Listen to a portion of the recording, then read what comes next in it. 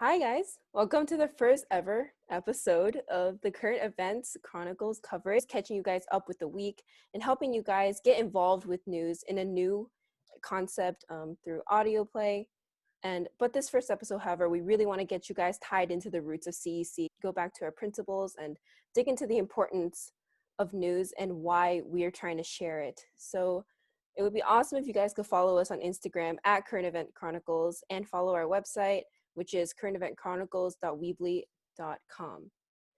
So firstly, we're going to dig a little bit into the background of CEC. I'm sure we have a lot of new listeners here, as well as some longtime followers of CEC. So just to catch everyone up here, Aditya, could you explain a little bit, like, what is CEC? What are we doing here?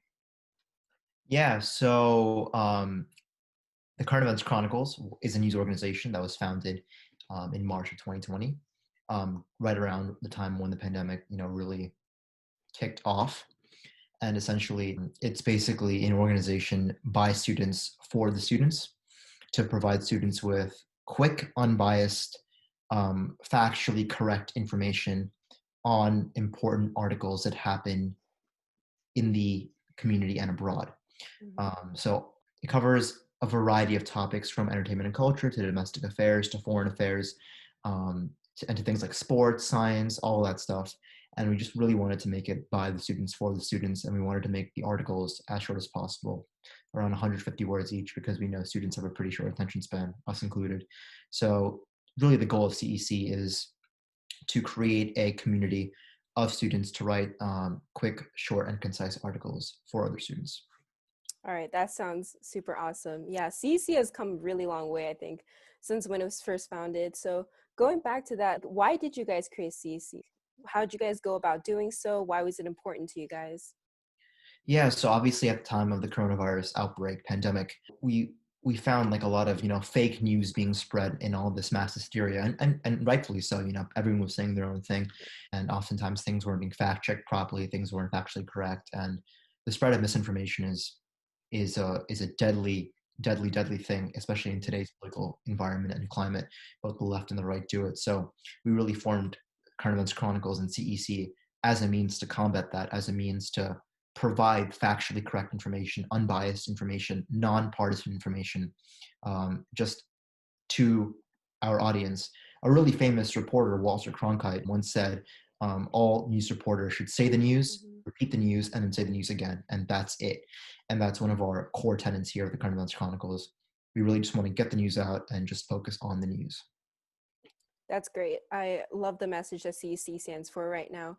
Now, going back into all these articles that you mentioned that CEC is putting out, we're doing incredibly well right now. We're shuffling out articles, and we have a ton of writers writing for ECEC. So, Tara, could you talk to us a little about who writes for CEC, how people can get involved with our organization? Sure. So CEC is open to any student, any country, anywhere around the world, who has a passion for journalism and media. It's open to any of them who wish to write for us.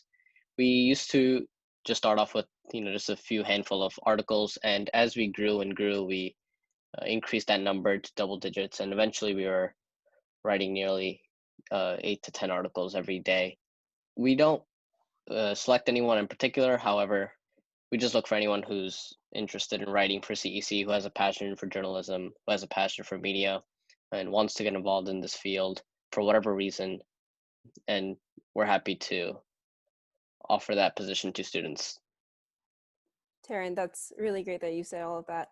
Of course, any of you listeners, if you ever feel inclined to also start writing, please DM us. We are always keeping our DMs open to any of you guys to communicate.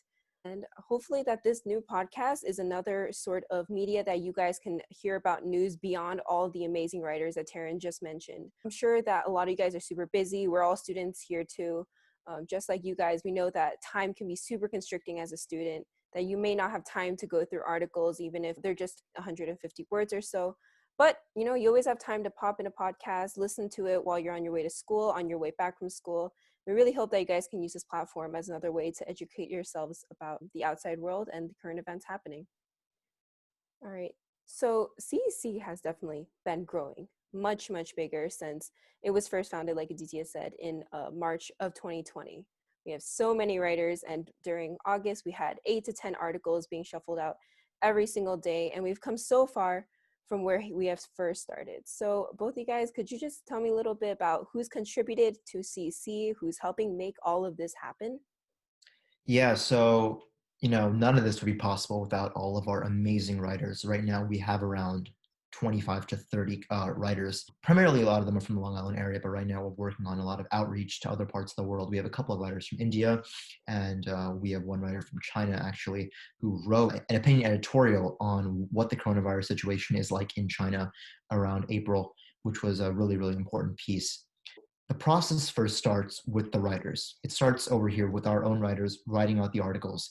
And we will either assign the articles to our writers, or they can just write about topics they're passionate about. Oftentimes they'll DM us, or they will say they have a certain inclination to write about a certain topic, which we will, assign that to them, like in our spreadsheet and everything. After the articles are written, we will have our amazing media managers create media and just photos and text for the articles, so that even if you don't have time to read, like you were saying, you can quickly just read a headline and be like, okay, so and so, this is what happened. So it's just quick and concise. And then we have our amazing PR managers who post it. So really, the reason we're able to publish all these articles, the reason we've been able to keep going for this amount of time and this strong, is mainly because of the incredible collaboration between our writers and our amazing executive board. That's awesome. You guys are doing some really, really amazing work behind the scenes, and you guys are putting some really great work out there. Now, Taran, obviously, we mentioned that because of all this work that's going on behind the works, we've put out so many pieces in the past few months. And as executive editor, I'm sure that you have read every single piece that we've put out, and you've, of course, written an extremely fair share of them yourself. So, what do you believe is the purpose and the importance of news in today's society? Just to backtrack, we've posted a little over 600 articles, all of which I've read and edited and fact checked and just polished to make it the best article possible. I've also written a little over 30 of them myself. So we've definitely written a lot since we began. And the whole reason why we published so many articles is the relative importance of news in our and information in our society has exponentially increased today as our society grows, both in terms of numbers and from all sorts of scales, technologically, culturally. Being informed about the news and what's going on about the world around you has become more and more important. In our society today, it's important that the news provides you with accurate information that allows you to make better decisions for yourself and for everyone around you. And these decisions are everything from day-to-day things and even the bigger pictures. We have an election coming up in a few weeks, and it's important that the news provides you with accurate information about who supports what and who doesn't, and so that you can choose who you want to vote for, who do you believe in, what you don't. And in essence, that's always been the whole point of news and why news has been so important. It's so that it allows for individuals to be educated on the world around them and to make educated decisions based on by using that information, really. Yeah, and just to go off that really quickly, as students, we've found that a lot of news is very, very partisan. Again, whether it's on the left or on the right, CNN, Fox News, a lot of news services tend to lean in a certain direction. And as students, who are trying to make decisions as students, like we're at a very impressionable age right now in our lives. And it's very important that we are presented with the correct, factually unbiased information. And that's why Current Events Chronicles existed. That's why it was founded, as kind of a solution to all of this. Politically, we are right in the middle on the political scale. And we really emphasize being as unbiased in our articles as possible. But however, we also understand that sometimes people really want to express their opinion, or if they feel very inclined to express their opinion about a certain topic, we actually have an opinion editorial section on our website in which, even if you aren't a writer or you just feel very passionate about a certain issue, you can, like Amber said, DM us. Our DMs are always open, and just write an article or an opinion editorial about whatever issue you feel passionate about, whether it's climate change, gun control, who should be president, a movie review, whatever. But we also have that platform for expressing your opinion as well as giving unbiased and factually correct information. Yeah, like Aditya mentioned, our op-eds are a really, really great opportunity. If you guys have a strong opinion and you want to express it in the form of a piece of writing that you can share with a huge platform that CC has built. And of course, like both Taran and Aditya have mentioned, fake news is a really, really big issue today in today's society, especially with social media. Fake news can spread really quickly and inform the minds of a lot of people who may not understand that there's a lot of partisan views in these articles and a lot of incorrect information. So with that, how do you guys feel like social media has impacted news, in particular for the younger generation who is definitely on social media a lot these days? I'm sure there are negative and positive drawbacks, but how do you guys think it has overall affected? So to answer your question, Amber, obviously social media has a huge effect on how we perceive the news, and we're really on the positive side of that because we use social media to get our message out through Instagram, through our stories, through our posts. So for us, social media has just been absolutely instrumental as a tool and as a service in getting and conveying our mission and message out there. Yeah, I mean, I found CEC through social media myself. Scrolling through Instagram, of course, I kept seeing CEC articles, and I thought that this is a really great platform that people are using to start spreading news in a way that people young who are like us, who use social media almost 24/7, can really easily access the news. Yeah, and just to go off that really quickly, a lot of young people also just want to find opportunities to be able to write about these issues, and also just a really great way to just improve your writing skills. And oftentimes it's a little bit hard to find that service and stuff like that. But we are out there. We always need more writers, especially from all over the world and just all over the country. And again, we are truly very open to anyone who wants to write of any background, race, ethnicity, origin, truly, and we welcome like a diversity of views and opinions. Just to add to that, one of the biggest benefits that we get from publishing so many articles on social media is that it allows for the fact that younger people in general tend to have a shorter attention span. So it allows um, for us to adjust to that. We write our articles in just 150 words or less, and that allows for younger people to read an article in a few minutes and understand everything that's going on rather than reading through a major news publication, which often are written by professional journalists who write almost every detail, and those articles end up being pages and pages long. Yeah. And reading 6 to 7 articles that are pages and pages long ends up taking a lot of time that almost no student really has.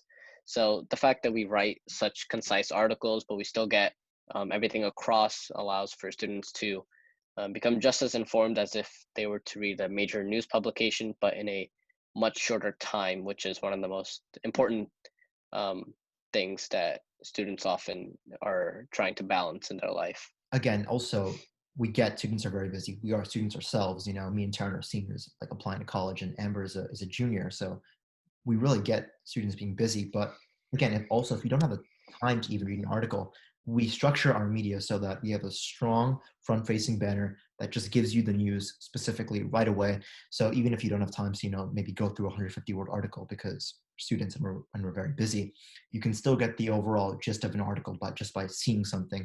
For example, someone famous has died. If there's a breaking story, if the president has said something, if there's been a change in the campaign trail, but we try to make it as concise and just as out there and as easy to read and pick up just with our media as well. Yeah, for sure. CEC is definitely something that has definitely kept in mind the needs and necessities of students these days. I mean, we're all busy. We're busy 24/7, but news is still an extremely important part of our lives. Just like Aditya mentioned, our front pages are definitely very clear to see. You can easily tell like what an article is going to be about, get the general gist of what's happening in the world around you just from scrolling through our feed. All right. Thank you guys so much for coming onto our show today and speaking with me about all of this. It was really insightful. I'm really thankful for you guys sharing all your experience you have with CEC. Of course, I just want to reiterate to all of our listeners that if you guys want to become involved or just check out CEC for yourselves, please check us out on Instagram at Current Events Chronicle, or head to our website at currenteventschronicle.weebly.com. We have all our articles posted on there in a really easy to read manner, and you can check out different sections and different collections that we have, as well as our prize op-eds written by some of our incredible writers.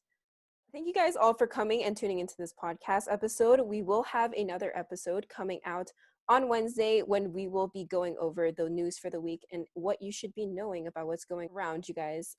Just so you guys know, this podcast episode will be up on IGTV, on Instagram. Please share it around if you guys can, get everyone involved. And thank you guys for coming to this podcast. You guys are what's making this possible. See you next week.